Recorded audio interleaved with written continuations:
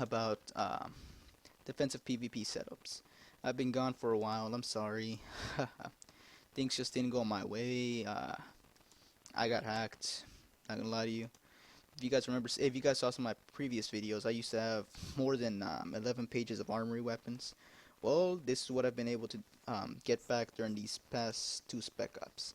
I lost all my classic weapons, my Phoenix 5 weapons, my cosmic energy weapons. Everything's gone. E from Ares and over, that's all I have. But I can still give you guys some advice to make use of what you can right now. An obvious defensive setup is probably your agent, infiltrator, no, not infiltrator, bruiser, uh, bruiser, generalist, or blaster. Yes, these are horrible. These sound like horrible, what's called classes to use, but they actually do help nowadays because bruisers are taking over than scrappers, and infiltrators are starting to make a comeback with Electra.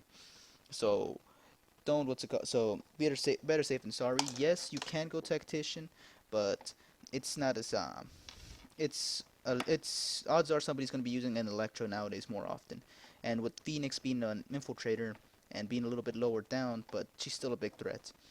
A very obvious defensive setup that you guys have obviously seen is the Attilan setup, which is basically the Protector, the Guardian, and the Watcher of Attilan. Here, you can use the Scroll of Engolab or the Sudden Support. Either one will work.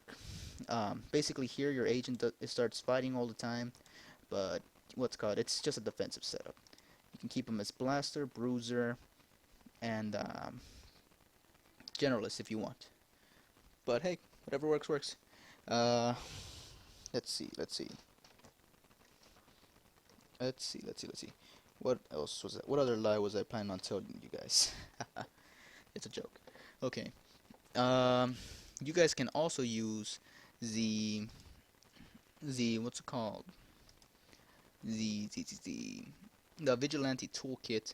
I would recommend if you guys have this Vigilante Toolkit, have the Biometric ID card, the Guardian of Attilan, the Protector of Attilan. I'm sorry, Biometric ID, Protector of Attilan, and not don't use the Guardian. That thing is the odds are the AI is going to use it and get you killed. As for because the defense AI is going to go for the shield, saying, "Oh, I'm going to get a shield. This is going to be cool." No, no, that's a horrible idea for the AI. That's a horrible idea, but the AI is stupid. Um, you can either use the not the shield slugger. What am I looking at? You can either keep the Watcher of Attilan for the curative watch, or what's called have the Algrim's Rage during this setup. Why? Because the the Protector of Attilan is going to keep you off any off balance. It gives you rebuff and if you're a protector, the last thing you want to do is get cornered, off balance, and pinpointed. And since the Vigilante Toolkit has a high retractable claw counterattack and an evasive, odds are it's going to be helping you out a lot more. It's going to be helping you out a lot more. The biometric ID is going to heal you, but that's optional for those who have it. If you don't want to have the biometric ID, then use the Scroll of Angolab and use the where is it? Use the damn, what was it? Hang on, I'm trying to find it here. Not Sun Support. Well, you could use Sun Support, but it won't come in handy as much. Use either the Chakra Strike or use something that will cause pressure points. What you're going for in this setup is Paragon Exploiter. Why? Because the Vigilante Toolkit because the retractable claw counterattack has still causes Paragon Exploiter on counterattack. So what you want to do is make sure that they're as weak as possible. The AI will not be able to use the Algrim's Rage until everybody's weak. The Protector of Attilan, if it's used, then it will not slow you down in any way. The biometric ID is completely off. It's completely useful. So that leaves with the AI the option of only using these three weapons. Okay, the odds of him using either one of these three is a good chance, and all three of them do good do they do good damage. So this is a decent set. Um, this is a decent setup. If you guys have, if you guys won the last tournament and were able to get the Mystic, then use it, because it will really put you in advantage, because Ares will not be able to stun you during his first move, or be able to cause any bad attacks for the next 2 turns. So yeah, it really comes in handy. The Mystic Shroud says it prevents debuff on allies for the first round of combat. That goes through your first turn and your second turn. As soon as your AI goes twice, that's when it wears off. And until and if the AI uses it, then it's okay, because odds are somebody's going to be using a cube, or he's going to use a technology type of weapon, and it will disable it for a whole turn.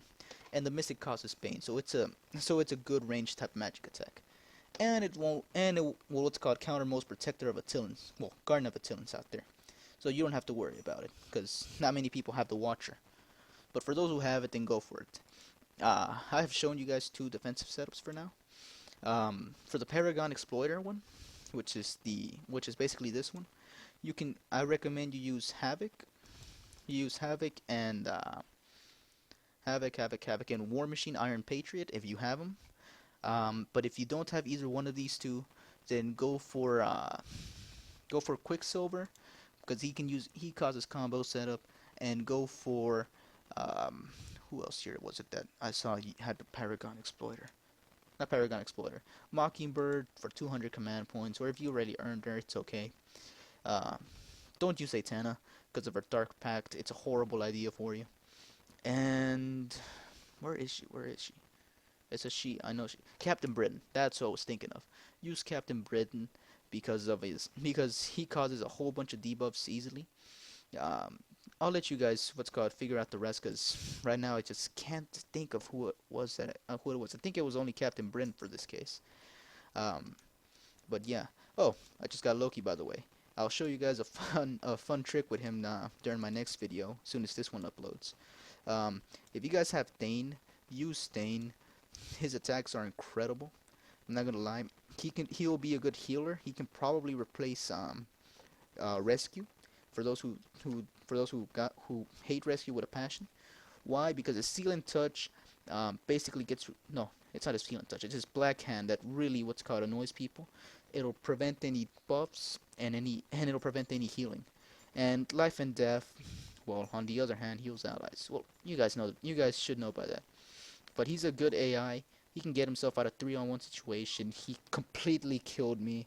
I hate this guy with a passion, but that's why I'm glad I have him. So, yes. Let's see. So that's basically the Paragon Exploiter team. And the previous one that I told you with the Attilan set, either have Thane and Thor, or have Thane and Phoenix. If you don't have either one of those, then use a Phoenix and Rescue combination with with the Attilan setup. Either one will work. Phoenix is a good blaster for the situation. If you ever as a tactician, that works even better. But if you don't have what's her name? If you don't have Omega Sentinel, then use Quicksilver. Quicksilver and Phoenix, they are a good combination. Quicksilver, you can keep him as a scrapper nowadays to counter any Electros or any other infiltrators that you guys have seen out there, like Psylocke, and even those annoying as White Crown Phoenix infiltrators. As a scrapper, he'll be good, but if you guys want to play it safe, then use the Generalist suit. Either one works. And yes, guys, that's probably it for now. I'll get back to you guys on my next video showing you some miscellaneous things. A recommendation that I will tell you guys is try and see if you can recruit Loki. He's a lot easier nowadays, thanks to that update. So yeah, and Heimdall, then yes, you can go ahead and use him as well. Well, guys, that's about it for right now, and I'll see you guys later. Peace.